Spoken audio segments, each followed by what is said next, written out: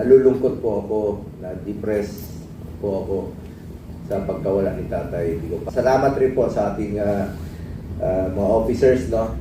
Si Senator Robin, of course, si Acting President Mayor Baste Duterte. Anyway, magandang umaga po. Congratulations kay Attorney Torion.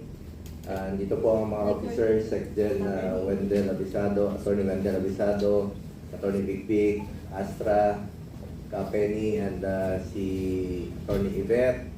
Sa lahat po ng mga PDP members and officials, maraming salamat.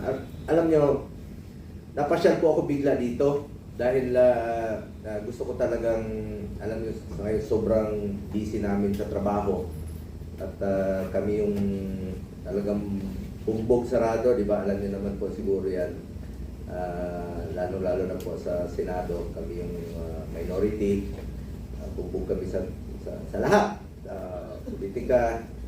At sabi ko naman, bilang miyembro po ng PDP since 2015 at inyong auditor, patuloy po akong sumusuporta sa PDP at pakiusap ko lang sa inyo, sa lahat ng mga bagong miyembro, palakasin pa natin ang PDP. Kung paano po ito pinalaki ni Tatay Digong noon, sana palakasin pa natin ngayon. Alam niyo, politika ganun eh. Yung panahon ng hindi pa nakaupo si Tatay Digong, konti pa lang tayo, konti pa lang talaga tayo. Nung nakaupo na siya yung presidente, marami nang gustong sumama. Nung umalis naman siya, hindi pa tapos yung kanyang termino, wala na, iniwan na tayo, iniwan na kami, o konti na lang. Pero pinakita natin nung midterm, kahit sino na lang yung naiwan sa atin, pero nakikita nyo kung sino talaga yung mga loyal na nagpaiwan sa PDP. At na-prove natin, kahit kukonti na lang tayo nung midterm, ay napanalo po natin. Nakadalawang number 1 senator tayo, 2022 at 2025. Sa baba tayo, sa tao tayo. Doon tayo sa tao. At mahalin po natin ang ating kapwa Pilipino. At nakikiusap po ako sa lahat ng PDP members at sa gusto pang sumali sa PDP. Unahin po natin yung pagsiservisyo sa ating mga kababayan. Ang gulo po ng politika ngayon sa buong Pilipinas, sobrang gulo. Ang isa sa aking pinagdadasal, unang-una, syempre, balik na rin po si Tatay Digong sa ating bansa. Nalulungkot po ako. Alam niyo naman, for 24 years, sobra pa sa tatay ang turing ko sa kanya. Wala na po akong naging tatay araw-araw kundi po siya. Araw-araw kami magkasama.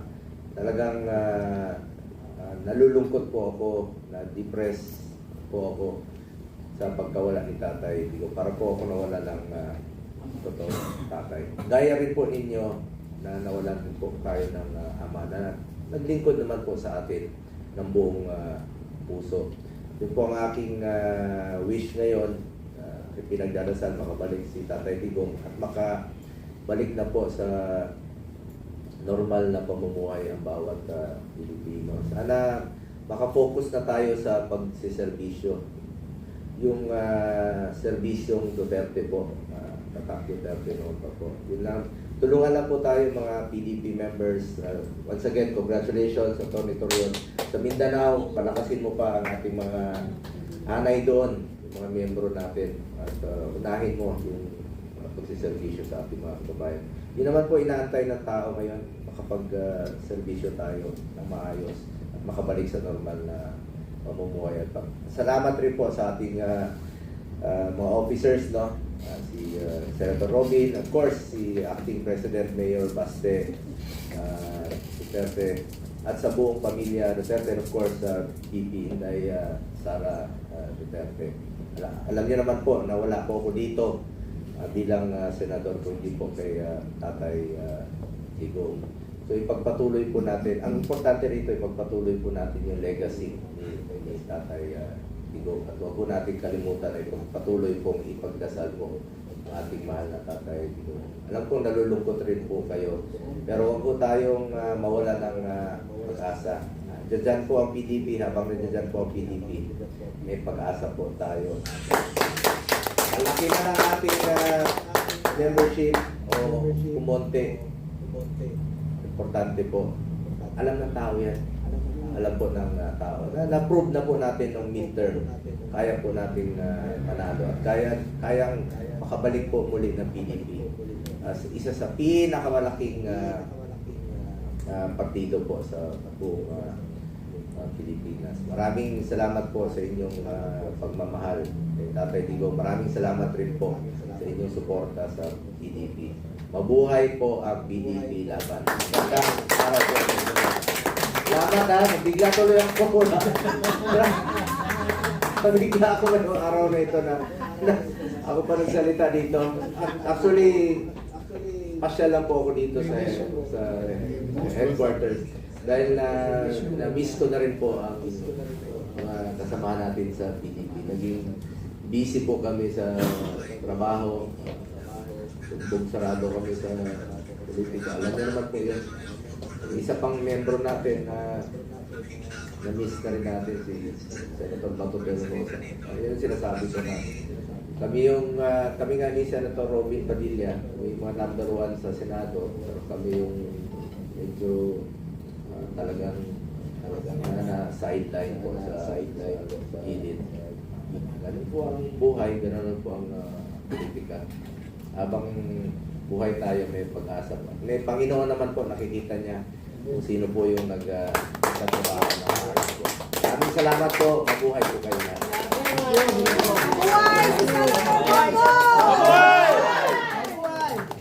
Salamat, Senator. Alam niyo, nakakatuwa kasi gusto ko lamang po ipabatid kay Senator, hindi ka bigla-bigla dahil ang headquarters po ng National PDP is aming tahanan. So, very much welcome po ang ating pong minamahal na Senator Bongo. Palakpakan naman natin siya ngayon. At syempre, para po sa pagtatapos ng ating pong seremonya ng pagkilala sa bagong pong presidente at mangunguna sa Region 11, sa Atty. Torion, palakpakan naman po natin ngayon. At sa pagtatapos po ng seremonya, bigyan po natin ng pagkakataon, makapagsalita at makapagpasalamat ang ating pong pinagmamalaki, ang Secretary General ng PDP National, Wendell Avisado. Muli po, maraming salamat sa inyong pagdalo sa napakahalagang seremonyang ito. Pinapasalamatan natin si Senator Bongo sa kanyang pagparito at pagsama sa atin sa mahalagang araw na ito.